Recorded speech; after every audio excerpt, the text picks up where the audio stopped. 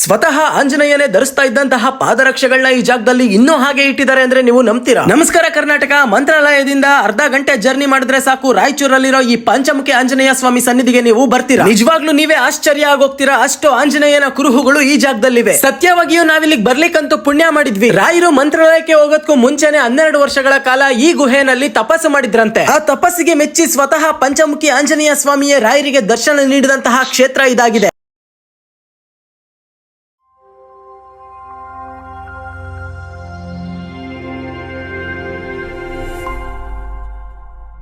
ಇಂದಿನ ವಿಡಿಯೋದಲ್ಲಿ ಮಂತ್ರಾಲಯದ ಸಂಪೂರ್ಣ ವಿಡಿಯೋನ ಅಪ್ಲೋಡ್ ಮಾಡಿದ್ದೆ. ಈಗ ನಾನು ಮಂತ್ರಾಲಯದ ಸುತ್ತಮುತ್ತ ಇರತಕ್ಕಂತ ಕೆಲವು ಪ್ಲೇಸ್ ಗಳಿಗೆ ವಿಸಿಟ್ ಮಾಡ್ತಾ ಇರೋದನ್ನ ಅಪ್ಲೋಡ್ ಮಾಡಿದ್ದೀನಿ. ವಿಡಿಯೋ ತುಂಬಾ ಇಂಟ್ರೆಸ್ಟಿಂಗ್ ಆಗಿದೆ, ದಯಮಾಡಿ ಯಾರು ಸ್ಕಿಪ್ ಮಾಡದೆ ನೋಡಿ. ನೋಡಿ, ಈ ಆಟೋ ಅಣ್ಣ ನಿಮ್ದು ಯಾವ ಸ್ಟೇಟ್ ಅಂತ ಹೇಳಿದ್ರೆ ಆಂಧ್ರ ಅಂತ, ಮತ್ತೆ ಕನ್ನಡ ಸಾಂಗ್ಗಳನ್ನ ಹಾಕ್ತಿದಾರಲ್ಲ ಯಾಕೆ ಅಂದಿದ್ದಕ್ಕೆ ಕನ್ನಡದ ಅಭಿಮಾನಿಗಳು ಆಟೋದಲ್ಲಿ ಕೂತಿದಾರಲ್ಲ ಹಂಗ ಕನ್ನಡ ಸಾಂಗ್ಗಳನ್ನ ಹಾಕ್ತಿದೀನಿ ಅಂತ ಅಂದ್ರು.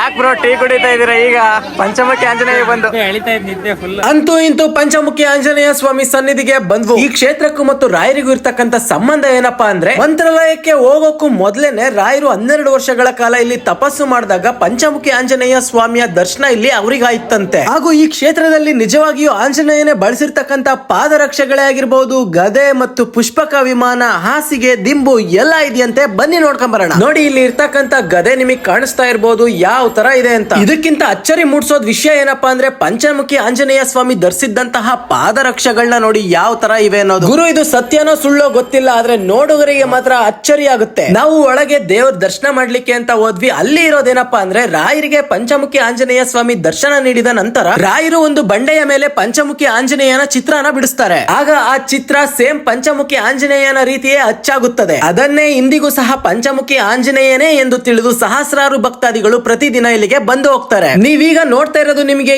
ಏನಿದು ಅಂತ ಅನ್ನಿಸ್ತಾ ಇರ್ಬೋದು, ಆದ್ರೆ ಇನ್ನೊಂದ್ ಕಡೆಯಿಂದ ತೋರಿಸ್ತೀನಿ ಬನ್ನಿ, ಅವಾಗ ನಿಮ್ಗೆ ಗೊತ್ತಾಗುತ್ತೆ. ನೋಡಿ, ಇದೇ ಪುಷ್ಪಕ ವಿಮಾನ. ಆಕ್ಚುಲಿ ಇದು ಪುಷ್ಪಕ ವಿಮಾನ ಹೌದೋ ಅಲ್ವೋ ಗೊತ್ತಿಲ್ಲ, ಆದ್ರೆ ನಿಜವಾಗ್ಲೂ ಎಷ್ಟು ಆಶ್ಚರ್ಯ ಅಲ್ವಾ. ಆ ಕೆಳಗಡೆ ಇರ್ತಕ್ಕಂತ ಬಂಡೆ ಮತ್ತೆ ಮೇಲಿರ್ತಕ್ಕಂತ ಬಂಡೆ, ಅದ್ರ ಮಧ್ಯದಲ್ಲಿರ್ತಕ್ಕಂತ ಬಂಡೆ, ಯಪ್ಪ, ಯಾವ ಕ್ರೇನ್ ಅಲ್ಲೇ ಆಗಿರ್ಬೋದು, ಕೃತಕವಾಗಿ ಆಗಿರ್ಬೋದು, ಈ ತರ ನಿಲ್ಸಕ್ಕಾಗಲ್ಲ. ನಿಜವಾಗ್ಲೂ ಪ್ರಕೃತಿ ವಿಸ್ಮಯ ಅನ್ನೋದೇ ಇದಕ್ಕಲ್ವಾ. ನಮ್ ತರುಣ್ ಅವರು ಇದನ್ನ ನೋಡಿ ಯಾವ ತರ ನಿಲ್ಸಿರ್ಬೋದು ಅಂತ ಯೋಚನೆ ಮಾಡ್ತಾವ್ರೆ. ನೋಡಿ, ಈಗ ನೋಡ್ತಾ ಇರೋದು ಏನಿರ್ಬೋದು ಅಂತ ಗೆಸ್ ಮಾಡಿ. ಬೇರೇನು ಅಲ್ಲ, ಹಾಸಿಗೆ ಮತ್ತೆ ದಿಂಬು. ಇಲ್ಲಿ ನಾನು ಯಾವ್ದೇ ರೀತಿಯ ಊಹೆ ಮಾಡ್ಕೊಂಡಾಗ್ಲಿ ಹುಟ್ಟಿಸ್ಕೊಂಡಾಗ್ಲಿ ಹೇಳ್ತಾ ಇಲ್ಲ. ಇಲ್ಲಿ ನಡೆದ್ ಬಂದಿರ್ತಕ್ಕಂತ ಪ್ರತೀತಿ ಹಾಗೂ ಇಲ್ಲಿ ಜನರ ನಂಬಿಕೆನ ನಾನು ತಿಳಿಸ್ತಾ ಇದ್ದೀನಿ ನಿಮ್ಗೆ. ಹಂಗೆ ದಾರಿಲಿ ನಡ್ಕೊಂಡು ಹೋಗ್ತಾ ಇದ್ದೆ ಗುರು, ಒಬ್ರು ಗಿಣಿ ಶಾಸ್ತ್ರ ಹೇಳೋರು ನನ್ನನ್ನ ಕರೆದ್ಬಿಟ್ಟು ಗಿಣಿನ ಹಿಡ್ಕೊಳ್ಳಿ ಅಂದ್ರು. ನನ್ನ ಜೀವನದಲ್ಲಿ ಫಸ್ಟ್ ಟೈಮ್ ಈ ತರ ಗಿಣಿನ ಹಿಡ್ಕೊಂಡಿದ್ದು ನಿಜವಾಗ್ಲೂ ಒಂಥರ ಭಯ, ಒಂದ್ ಕಡೆ ಸಂತೋಷ.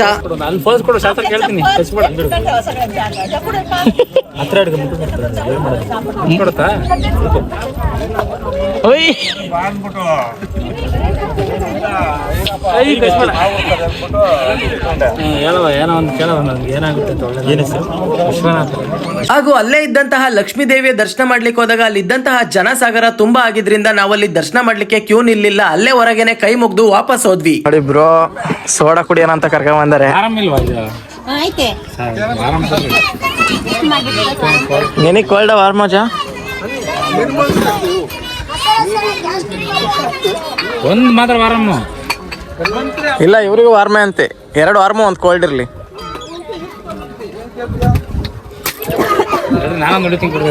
ಇಲ್ಲಿಂದ ನಾವು ಮತ್ತೆ ಬಂದಿದ್ದು ಬಿಚಾಲಿಗೆ. ಏಕಶಿಲಾ ಬೃಂದಾವನ ಅಂತ ಹೇಳ್ತಾರೆ. ಏಕಶಿಲಾ ಅಂದ್ರೆ ಒಂದೇ ಕಲ್ಲಲ್ಲಿ ಮಾಡಿರ್ತಕ್ಕಂಥ ಬೃಂದಾವನ. ಚೆನ್ನಾಗಿ ನೋಡಿ, ಒಂದೇ ಕಲ್ಲು. ಈ ತರ ಬೃಂದಾವನ ನೋಡಕ್ ನಮಗೆ ಎಲ್ಲಿ ಸಿಗಲ್ಲ. ಈ ನೀವು ನೋಡ್ತಕ್ಕಂಥ ಈಗೆಲ್ಲ ಟಿವಿ ನೋಡಿರ್ಬೋದು, ಅಪ್ಪಣ್ಣ ಹತ್ರ ಬರ್ತಾ ಇರ್ತಾರೆ, ನದಿ ದಾರಿ ಬಿಟ್ರೆ ನೋಡಿರ್ಬೋದು. ಆ ಜಾಗ ಇದೇ ಜಾಗನೇ. ಇಲ್ಲಿಂದ ಅಪ್ಪಣ್ಣ ಹತ್ರ ಮಂತ್ರಾಲಯಕ್ಕೆ ಹೋದ್ಮೇಲೆ ಮಂತ್ರಾಲಯ ಬೃಂದಾವನ ಕಂಪ್ಲೀಟ್ ಆಗಿ ಮುಗಿದೋಗಿರುತ್ತೆ. ಆ ಬೃಂದಾವನ ಕ್ಷಣವೇ ಮೂರ್ತು ಕಲಗಡೆ ಬೃಂದಾವನ ಹೋಗಿದ್ದೆ. ಅಪ್ಪಣ್ಣ ಹತ್ರ ಹೇಳ್ತಾರೆ, ಅಪ್ಪಣ್ಣ ಪ್ರತಿನಿತ್ಯ ನನ್ನ ದರ್ಶನಕ್ಕೆ ಮಂತ್ರಾಲಯ ಬರ್ಬೇಡ. ನಾನು 13 ವರ್ಷ ಇಲ್ಲಿ ಕೂತ್ಕೊಂಡು ಹೋಮ ಜಪ ಮಾಡ್ತಾ ಇತ್ತು ಬಿಚ್ಚಾಲಿ ಒಳಗೆ. ಮಾಡು